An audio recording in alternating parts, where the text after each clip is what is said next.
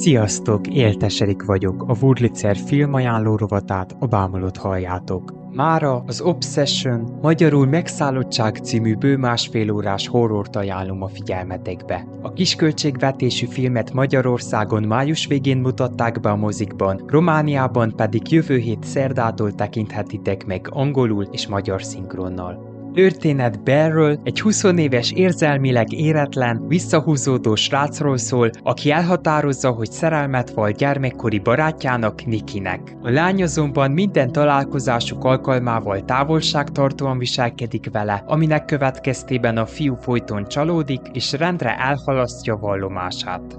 Bear végül úgy dönt, hogy a közelüzletből egy kívánságfüzt vásárol, amitől a legenda szerint bármit kívánhat. A srác megragadva a lehetőséget azt kéri, hogy Niki 5-szeresse a legjobban az egész világon. Meggondolatlan óhaja azonban átokként visszaüt rá, mivel a lány nem csak szerelmessé, hanem megszállottá is válik.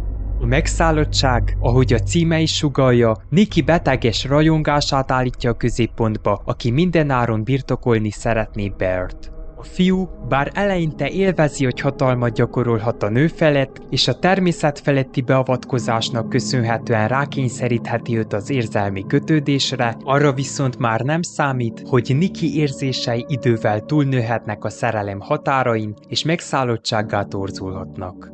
A film egyik legérdekesebb vonása, hogy főhősével szinte lehetetlen azonosulni, viszont története mégis érdekfeszítő marad.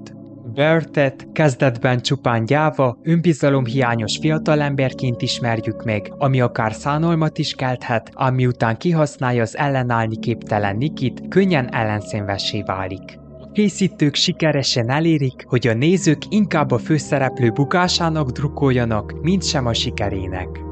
Bear a toxikus párkapcsolati mintákat követő manipulatív és hatalomvágyó személyeket testesíti meg, akik kizárólag saját érdekeiket tartják szem előtt, miközben mások szabad akaratát és önrendelkezését semmibe veszik. A megszállottság egyfajta vicces, bosszútörténetként is értelmezhető.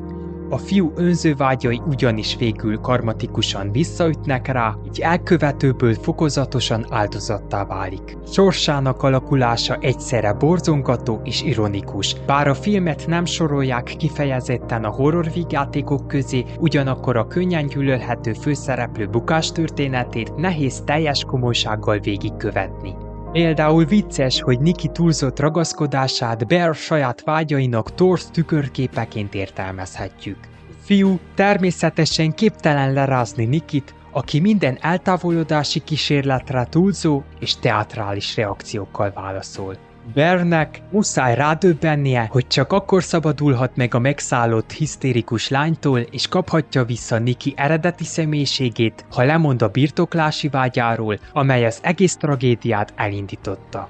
A megszállottság leginkább azért különleges, mert tudatosan szembe megy a megszokott klisékkel. Míg a hollywoodi filmek jelentős része azt sugallja, hogy egy ideális kapcsolat létrehozása érdekében a feleknek a saját elképzeléseik szerint kell formálniuk egymást, addig a megszállottság szerint egy kapcsolat csak akkor működhet egészségesen, ha az egyének megőrzik önazonosságukat.